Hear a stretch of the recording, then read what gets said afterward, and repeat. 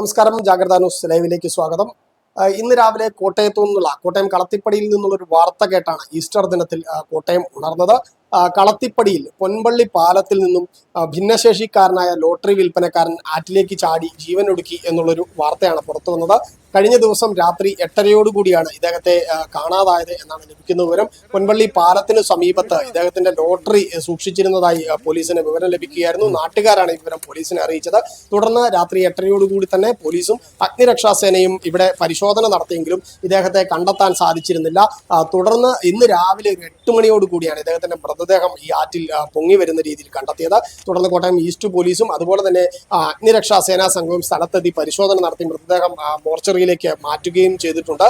കളത്തിപ്പടി സ്വദേശി കാർത്തികപ്പള്ളിയിൽ ബാലചന്ദ്രൻ എന്ന് പറയുന്ന ഭിന്നശേഷിക്കാരനായ ലോട്ടറി വിൽപ്പനക്കാരനാണ് മരിച്ചത് എന്നാണ് പോലീസിന് ലഭിച്ചിരിക്കുന്ന വിവരം. ഇദ്ദേഹത്തിന്റെ പ്രശ്നങ്ങൾ എന്താണ്, ഇദ്ദേഹത്തിന്റെ ബുദ്ധിമുട്ടുകൾ എന്താണ് എന്നുള്ള കാര്യത്തിൽ പോലീസിന് ഇനിയും ഈ ആത്മഹത്യയുടെ കാരണമടക്കമുള്ള കാര്യങ്ങളിൽ പോലീസിന് ഇനിയും വ്യക്തത ലഭിച്ചിട്ടില്ല.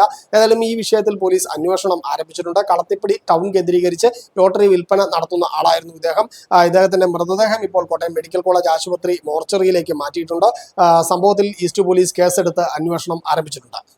Yeah! God! Perfect shot. Look, he's my brother. He's a VFX director. Oh, wow. Nice. പുതിയ ഇന്ത്യ പുതിയ കരിയേഴ്സ് തിരഞ്ഞെടുക്കുന്നു, ജോലികൾ തയ്യാറാകുന്നു. ഇന്ന് തന്നെ ജോയിൻ ചെയ്യൂ അരീന ആനിമേഷൻ. റിക്രൂട്ടേഴ്സ് ചോയ്സ്, ഇൻഡസ്ട്രിയുടെ വോയിസ്.